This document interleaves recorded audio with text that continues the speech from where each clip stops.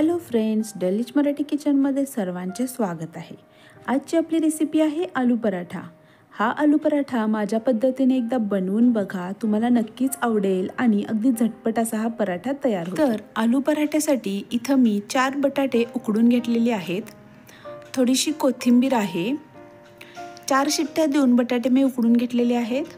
परत आपल्याला मसाला बघा काय लागतोय, 4 ते 5 हिरव्या मिरच्या मिक्सरला बारीक फिरवून घेतलेल्या आहेत, अर्धा चमचा मीठ आहे, पाव चमचा हळद आहे, अर्धा चमचा ओवा आहे, 2 चमचे धने जिरे पूड आहे आणि थोडीशी कसुरी मेथी। आता सगळ्यात आधी आपण सारण तयार करून घेऊया। त्यासाठी हे बटाटे व्यवस्थित मॅश करून घेऊयात। तुम्ही हातानेही करू शकता, मी इथं मॅशर वापरलेला आहे। जर तुम्हाला मॅश करायचं नसेल तर मोठ्या खिसणीने तुम्ही खिसूनही घेऊ शकता। तुम्ही बघू शकता अगदी कोरडा बटाटा झालेला आहे, पण व्यवस्थित उकडलेला आहे। असाच बटाटा तुम्हाला करून घ्यायचा आहे। सगळा बटाटा आपण मॅश करून घेतलेला आहे। आता आपण याच्यामध्ये सगळे मसाले घालून देऊ। इथं मी मिरची वापरलेली आहे, तुम्हाला जर मिरची वापरायची नसेल तर तुम्ही तिखट पूडही वापरू शकता। तुम्ही बघितला सगळा मसाला मी याच्यामध्ये घातलेला आहे। आता व्यवस्थित आपण हा मसाला मिक्स करून घेऊ आणि सारण बनवून घेऊ। कोथिंबीर नक्की वापरा, कोथिंबीरीने खूप छान चव येते आलू पराठ्याला, त्यामुळे भरपूर कोथिंबीर वापरा, आलू पराठा खूप छान होतो। ठीक आहे, आता व्यवस्थित मी ज्या पद्धतीने करते त्या पद्धतीने व्यवस्थित मसाला मिक्स करून घ्या।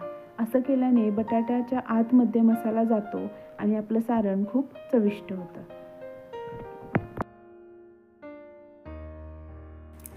जर सारण तुम्हाला पातळसर वाटत असेल तर तुम्ही याच्यामध्ये 2 चमचे बेसनही घालू शकता। ठीक आहे, आता आपलं सारण तयार झालेलं आहे। आता आपण पराठा लाटायला घेऊ। इथं मी चपातीला आपण जशी कणिक मळतो तशी चपातीची कणिक घेतलेली आहे आणि चपातीच्या कणकेच्या साईजचाच गोळा घेतलेला आहे। हा छोटासा असा लाटून याला तेल लावायचं आहे आणि याला पिठामध्ये बुडवून घ्यायचं आहे। पीठ नक्की वापरा, याने सारण आपलं बाहेर येणार नाही आणि पराठा खूप व्यवस्थित लाटला जातो।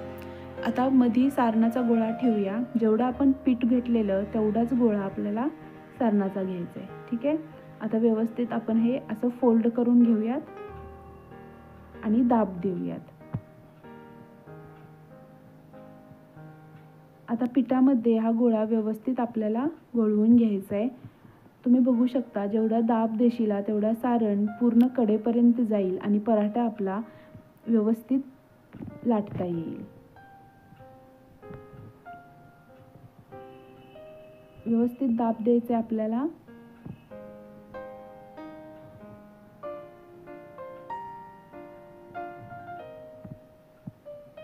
आता लाटणं घ्यायचं आहे, लाटण्यालाही थोडं पीठ लावायचं आहे आणि पराठा आपल्याला लाटून घ्यायचा आहे। पराठा लाटताना एक गोष्ट लक्षात घ्या, आपल्याला मध्ये जास्त दाब द्यायचा नाहीये। पराठा नेहमी कडेने लाटून व्यवस्थित गोलाकार करून घ्यायचा।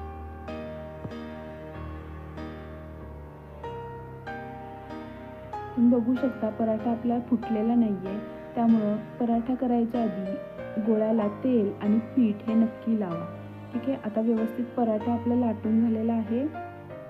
तुम्ही बघू शकता अगदी कडेपर्यंत सारण गेलेलं आहे आणि कुठेही सारण बाहेर आलेलं नाहीये। आता आपण पराठा भाजून घेऊ।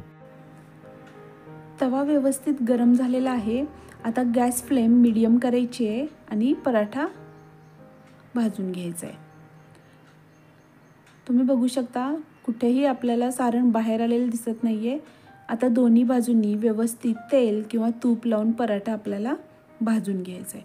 अगदी खरपूस असा हा पराठा तयार होतो, दही बरोबर, लोणच्या बरोबर खूप छान लागतो। तुम्ही बघू शकता किती झटपट आपला पराठा तयार झालेला आहे आणि माझ्या प्रमाणात आणि माझ्या कृतीप्रमाणे जर तुम्ही पराठा केला तर खरोखर पराठा खूप सोपा होतो आणि चवीलाही खूप छान लागतो।